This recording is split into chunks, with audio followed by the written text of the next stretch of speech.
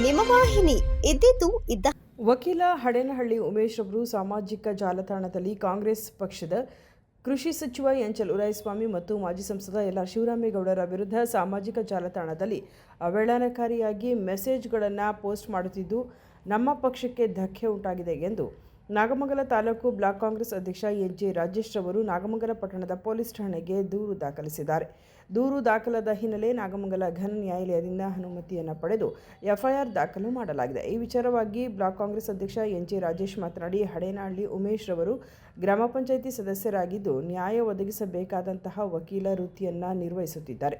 ಮನಸ್ಸಿಗೆ ಬಂದ ರೀತಿ ಅವಹೇಳನಕಾರಿಯಾಗಿ ಹೇಳಿಕೆಗಳನ್ನು ಸಾಮಾಜಿಕ ಜಾಲತಾಣದಲ್ಲಿ ಹರಿದು ಬಿಡುತ್ತಿದ್ದು ನಮಗೂ ಕೂಡ ಬೇಸರವಾಗಿ ಈ ಸಂಬಂಧ ಹಲವು ಬಾರಿ ಈ ರೀತಿ ಮೆಸೇಜ್ಗಳನ್ನು ಹಾಕಬೇಡಿ ಎಂದರೂ ಕೂಡ ಕೇಳುತ್ತಿರಲಿಲ್ಲ.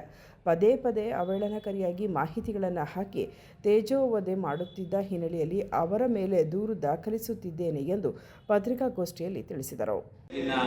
ಒಂದು ಟ್ರೆಂಡ್ನಲ್ಲಿ ಫೇಸ್ಬುಕ್ಕಿನಲ್ಲಿ ಯಾವುದೇ ಒಬ್ಬ ವ್ಯಕ್ತಿ ತನ್ನ ಖಾಸಗಿಗಳು ಮತ್ತು ತಮ್ಮ ಜವಾಬ್ದಾರಿಯನ್ನು ಹಾಕಬೇಕಾಗಿರುವಂಥ ಸಂದರ್ಭದಲ್ಲಿ ನಮ್ಮ ಹಡೇನಹಳ್ಳಿಯ ಉಮೇಶ್ ಲಾಯರ್ ಅವರು ಹಾಗೂ ಅವರು ಗ್ರಾಮ ಪಂಚಾಯಿತಿ ಸದಸ್ಯರು ಇರೋದು ಕಾಣ್ತಾರೆ. ಆತ ಯಾವಾಗಲೂ ತನ್ನ ಫೇಸ್ಬುಕ್ನಲ್ಲಿ ಎಲ್ಲ ರಾಜಕಾರಣ ಪಕ್ಷಾತೀತವಾಗಿ ಎಲ್ಲ ರಾಜಕಾರಣಿನ ಏಕವಚನದಲ್ಲಿ ತೇಜೋವಧಿಯನ್ನು ಆತ ಮಾಡ್ತಾ ಇರ್ತಾನೆ. ಮತ್ತು ನಮ್ಮ ಕಾಂಗ್ರೆಸ್ ಪಕ್ಷದ ಬಗ್ಗೆ ಸುಧಾ ಪರ್ಸೆಂಟೇಜ್ ತಗೋತಾರೆ, ಅದು ತಗೋತಾರೆ ಅಂತೇಳಿ ದಿನನಿತ್ಯ ಹಾಕುವಂಥ ಒಂದು ಚಾಳಿ ಆತನಿಗೆ.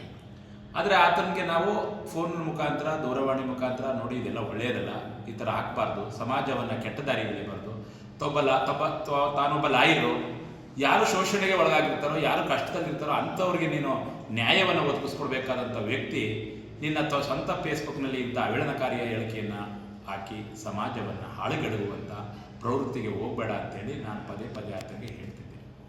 ಆದರೂ ಸುಧಾ ಆತ ಅದನ್ನು ಯಾವುದನ್ನೋ ದಕ್ಕಿಸ್ತಾನೆ.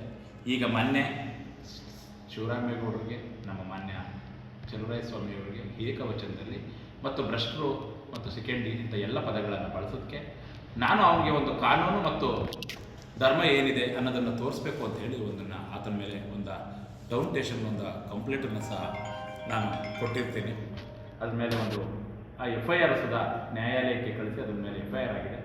ಇನ್ನು ಮುಂದಾದರೂ ಸುಧಾ ಲಾಯರ್ ಆಗಲಿ ಮತ್ತು ಇನ್ನು ಅನೇಕ ಫೇಸ್ಬುಕ್ನಲ್ಲಿ ಟೀಕೆಯನ್ನು ಮಾಡುವಂಥವ್ರು ಅದರ ಸತ್ಯಾಂಶವು ಗೊತ್ತಿದ್ರೆ ಅದನ್ನು ಸಂಬಂಧಪಟ್ಟ ಇಲಾಖೆಗೆ ಕೊಟ್ಟು ಕಾನೂನು ರೀತಿ ಹೋರಾಟ ಮಾಡಬೇಕೇ ಹೊರತು ಒಬ್ಬ ವ್ಯಕ್ತಿಯನ್ನು ಮತ್ತು ಒಂದು ಪಕ್ಷವನ್ನು ತೇಜೋವಧೆಯನ್ನು ಮಾಡುವಂಥದ್ದನ್ನು ಪ್ರವೃತ್ತಿಯನ್ನು ಇನ್ನು ಮುಂದಾದರೂ ಉಮೇಶ್ ಅವರು ನಿಲ್ಲಿಸಬೇಕು. ಇಲ್ಲದೇ ಇದ್ದರೆ ಇದೇ ಕಾರಣಕ್ಕೆ ಹಲವಾರು ಕಡೆ ಅವರ ಮೇಲೆ ಕೇಸ್ ಆಗ್ತವೆ, ವಗೇರಿ ಆಗ್ತವೆ, ಸಮಾಜವನ್ನು ಹಾಳುಗೆಡ್ತಾರೆ.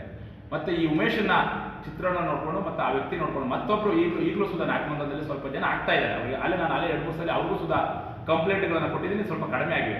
ಪದೇ ಪದೇ ಹಾಕುವಂಥ ಪ್ರವೃತ್ತಿ ಯಾರಾದರೂ ಮಾಡಿದ್ರೆ ಇಂಥವ್ರಿಗೂ ಸಹ ಒಂದು ಸಮಾಜ ಮತ್ತು ನಮ್ಮ ಕಾಂಗ್ರೆಸ್ ಪಕ್ಷ ಅವರಿಗೆ ಬುದ್ಧಿಯನ್ನು ಕಲಿಸ್ತದೆ. ಇನ್ಮುಂದಾದರೂ ಉಮೇಶ್ ಅವರು ಒಳ್ಳೆ ಬುದ್ಧಿ ಕೊಡಲಿ, ಅವ್ರ ಮೇಲೆ ಎಫ್ಐಆರ್ ಆಗಿದೆ, ಇನ್ಮಾರು ಬುದ್ಧಿ ಕಲಿ ಅಂತ ಹೇಳ್ತಾ ಈ ಪತ್ರಿಕಾ ಪ್ರಕಟಣೆಯಲ್ಲಿ ನಾನು ತಿಳಿಸ್ತಾ ಇದ್ದೀನಿ. ಸುದ್ದಿ 3 ವಾಹಿನಿಯ ಹೆಚ್ಚಿನ ಮಾಹಿತಿಗಾಗಿ ಸಬ್ಸ್ಕ್ರೈಬ್ ಆಗಿ ಹಾಗೂ ಬೆಲ್ ಬಟನ್ ಒತ್ತಿ.